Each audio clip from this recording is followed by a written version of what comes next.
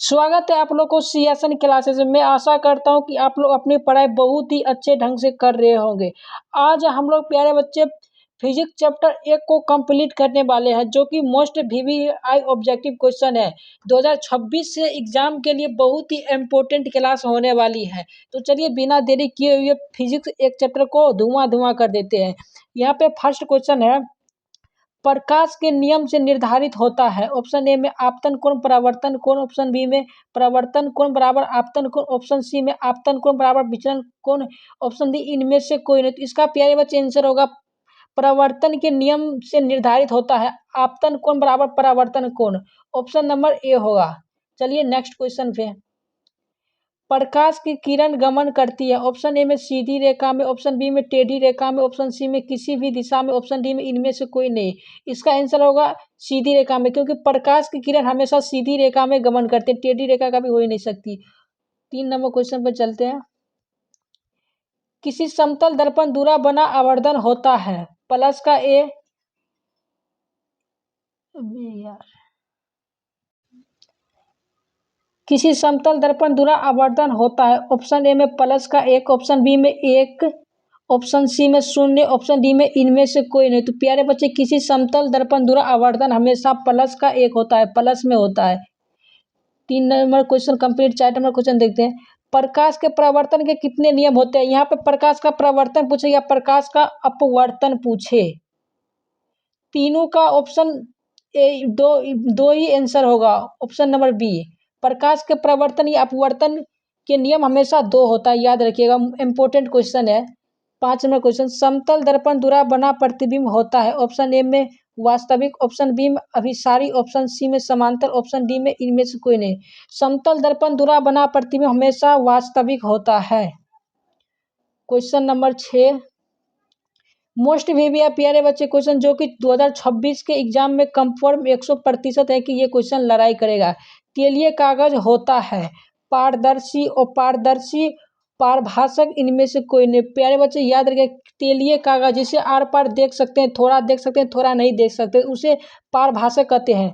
और जिसे पूरा स्पष्ट तरीका से देख सकते हैं उसे पारदर्शी कहते हैं, और जिसे नहीं देख सकते उसे अपारदर्शी कहते हैं, याद रखिएगा। नेक्स्ट क्वेश्चन, निम्न में से किस दर्पण की फोकस दूरी धनात्मक होती है।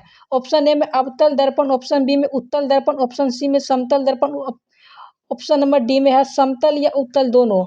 अगर धनात्मक पूछे तो उत्तल दर्पण या उत्तल लेंस होगा, अगर ऋणात्मक पूछे तो अवतल लेंस या अवतल दर्पण होगा, याद रखिए। यहाँ पे धनात्मक पूछ रहा है तो उत्तल दर्पण होगा। नेक्स्ट क्वेश्चन, उत्तल लेंस द्वारा बना प्रतिबिंब होता है छोटा, यहाँ पे सीधा होगा, मिस्टेक टाइपिंग, छोटा, सीधा, आभासी या इनमें से सभी। तो इसका आंसर होगा डी, इनमें से सभी। उत्तल दर्पण में यह सभी प्रतिबिंब बनता है। अगला क्वेश्चन, उत्तल दर्पण में आवर्धन का महत्व है। ऑप्शन ए में 2, ऑप्शन बी में 1, ऑप्शन सी में 1/2, ऑप्शन डी में अनंत। तो उत्तल दर्पण में आवर्धन का महत्व हमेशा 1/2 होता है, 1/2, ऑप्शन नंबर सी। अगला क्वेश्चन, हजामती के लिए किस दर्पण का उपयोग किया जाता है। अवतल दर्पण, उत्तल दर्पण, समतल दर्पण, समतल या उत्तल दर्पण। तो हजामती के लिए हमेशा अवतल दर्पण का उपयोग किया जाता है। निर्वात में प्रकाश की चाल होती है 3×10⁸ मीटर प्रति सेकेंड। ऑप्शन नंबर बी में 3×10⁸ सेंटीमीटर प्रति सेकेंड, सी में है 3×10⁸ किलोमीटर प्रति सेकेंड, डी में इनमें से कोई नहीं। तो निर्वात में प्रकाश की चाल हमेशा 3×10⁸ मीटर प्रति सेकेंड होता है, याद रखिएगा, ऑप्शन नंबर ए होगा। अगला क्वेश्चन, निम्नलिखित में से किसका अपवर्तनांक सबसे अधिक होता है। हवा का, बर्फ का, कांच का, हीरा का। तो इसमें से सबसे अधिक अपवर्तनांक हीरा का होता है। हीरा का अपवर्तनांक 2.42 होता है। ये भी क्वेश्चन पूछ देता है कि हीरा का अपवर्तनांक कितना होगा, तो आप लोग याद रखिएगा 2.42। अगला क्वेश्चन, वायु में प्रकाश की चाल निर्वात की अपेक्षा होती है। ऑप्शन ए में कम, ऑप्शन बी में ज्यादा, ऑप्शन नंबर सी में है समान, ऑप्शन नंबर डी है इनमें से कोई नहीं। तो वायु में प्रकाश की चाल निर्वात की अपेक्षा हमेशा कम होती है। याद रखिएगा, MVVI क्वेश्चन है जो कि 2026 के एग्जाम में ये क्वेश्चन आने वाला है। 13 नंबर क्वेश्चन। अगला क्वेश्चन, लेंस के मुख्य फोकस की संख्या होती है 2, 1, 5 या 6। तो लेंस के मुख्य फोकस की संख्या हमेशा 2 होता है, ऑप्शन नंबर ए। अगला क्वेश्चन, फोटोग्राफ कैमरा का अभिदृश्य होता है। फोटोग्राफ कैमरा, प्यारे बच्चे, कैमरा जो आप लोग को मोबाइल में होता है कैमरा, उस कैमरा में कैसा लेंस लगा होता है, अवतल दर्पण का या अवतल लेंस का या उत्तल दर्पण का या उत्तल लेंस का। तो याद रखिएगा, कैमरा में जो लेंस लगा होता है उत्तल लेंस का लगा होता है, ऑप्शन नंबर डी होगा इसका आंसर। अगला क्वेश्चन, हीरा का अपवर्तनांक कितना होता है। प्यारे बच्चे, इससे पहले बताया था कि हीरा का अपवर्तनांक 2.24 होता है। आप लोग को याद होगा, इसका आंसर बी होगा, 2.42। अगला क्वेश्चन, लेंस की क्षमता का ऐसा मात्रक होता है। ऑप्शन ए में मीटर, ऑप्शन बी में किलोमीटर, ऑप्शन सी में सेंटीमीटर, ऑप्शन डी में डायोप्टर। तो याद रखिएगा, लेंस की क्षमता का ऐसा मतलब हमेशा डायोप्टर होता है, ऑप्शन नंबर डी।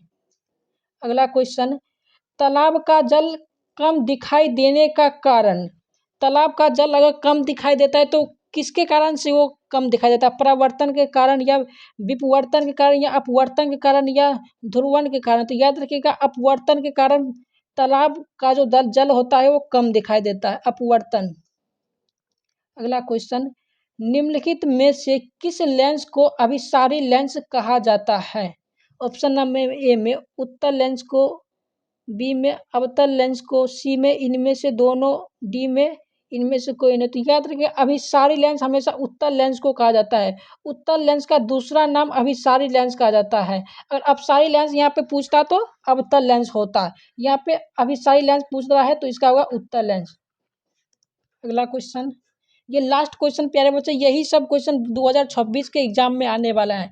इस 20 क्वेश्चन में कंफर्म है 7 या 8 क्वेश्चन 2026 के एग्जाम में 100% लड़ने वाले हैं। तो ये क्वेश्चन को देखते हैं और आगे बढ़ते हैं।